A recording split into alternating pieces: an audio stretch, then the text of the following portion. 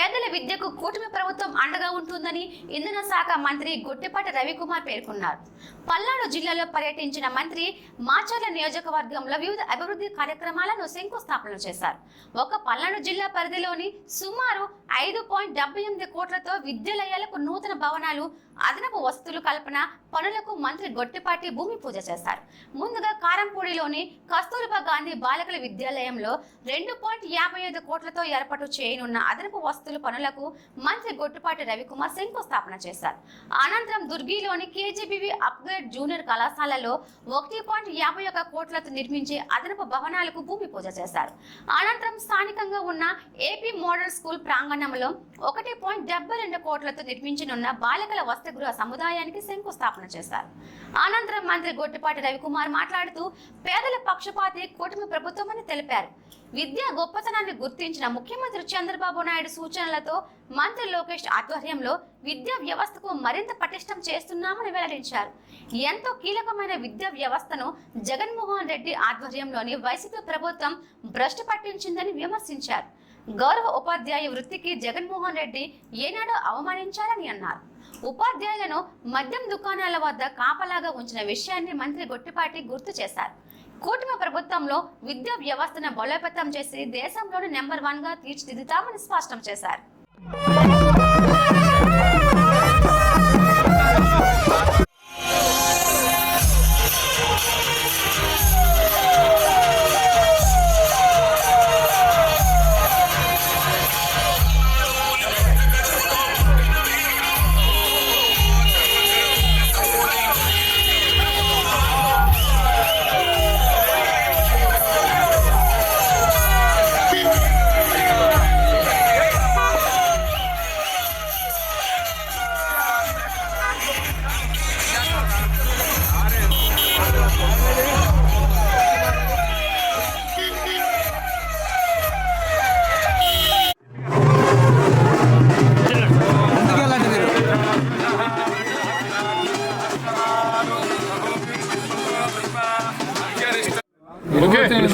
Okay sir.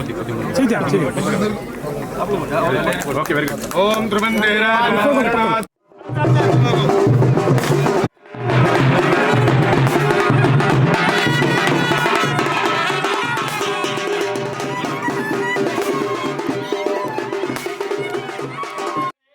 ఓం శాంతి శాంతి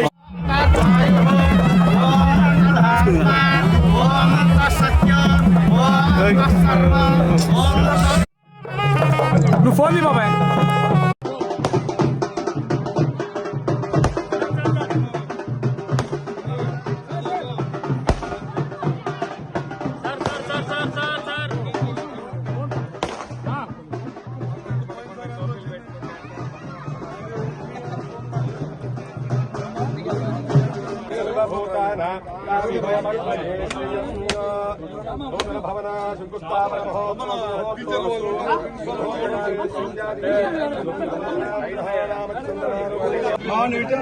తీసేయన్న కొబ్బరికాయలు తీసేసే కొద్దిగా అన్న కొబ్బరికాయలు వెనకాలన్న.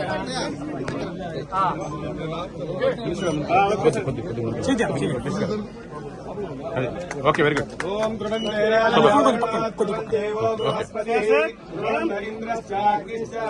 సార్ ఒకసారి అందరూ సార్ ఎమ్మెల్యే గారు చేతులు పెట్టమాకన్నా పక్క రావాలి అమ్మ పక్క జరగమ్మా కొద్దిగా. మేడం ఓకే అమ్మా కొద్ది జరగమ్మా.